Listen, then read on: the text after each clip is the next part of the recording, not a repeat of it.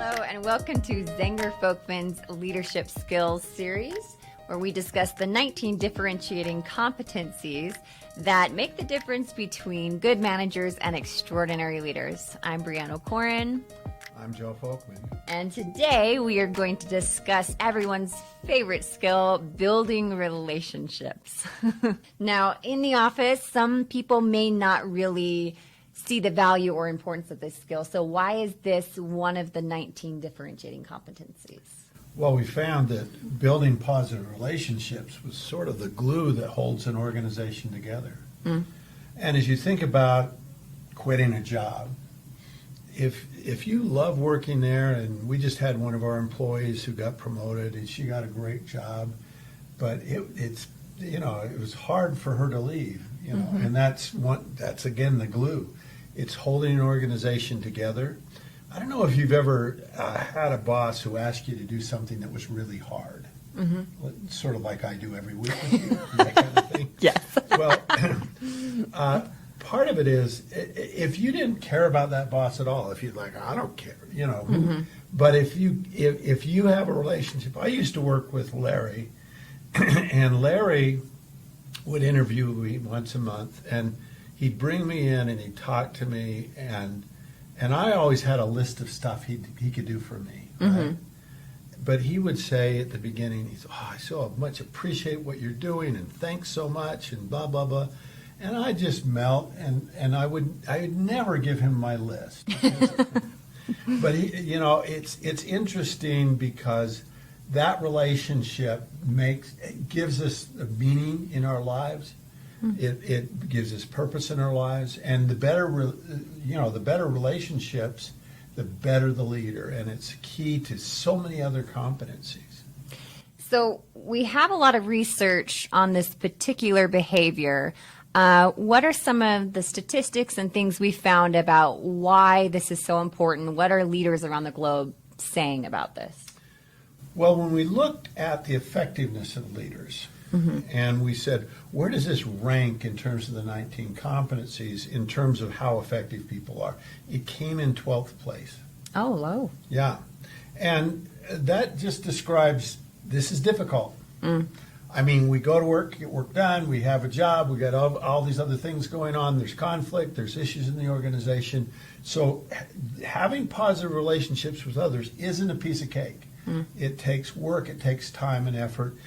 But when we asked people how important this was, it was rated in 7th place. Oh. Meaning this is really important, and people should be interested in this, they should do it well. It's key to running an effective organization. Yeah. But also relationships at work can be kind of awkward. They can, sometimes people, I go to work, I'm not there to make friends. And sometimes managers feel that if I am too friendly with my direct reports, it might be hard to fire them or give them really corrective feedback. Is there any downsides to building strong relationships? We get that question all the time, right? And people worry that if I get too close to my people, they'll take advantage of me. So I looked at all my data, hundreds of thousands of leaders, and I tried to look to see if there was any downside I could discover, any negative effects from having that somehow people took advantage of you. And I couldn't find any downside. I looked at all the data. I looked at it very different ways. I looked at outcomes. I see no downside. I see only upside to having positive relationships. Now, it does take time. That could be a downside. Yeah. It does require some emotional involvement, and for some people that might be a downside.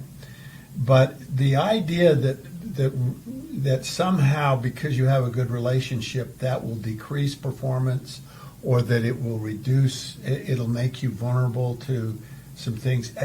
Nothing in my data supported that at all.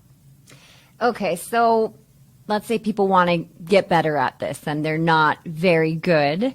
What is one behavior that they can use to improve their relationship building skills? There's an extremely high correlation between relationship building and trust. We tend to trust people we like. We distrust people we don't like. And the more that you can increase your trust, the more that you can build your trust with another person, the better your relationship's going to be. So that's an important one. Absolutely. Well, if you want to learn more about relationship building, you can go to zengerfolkman.com and check out our Insights library. There we have different podcasts, articles, webinars, leadership studies that we've done that can give you all the information that you want to know.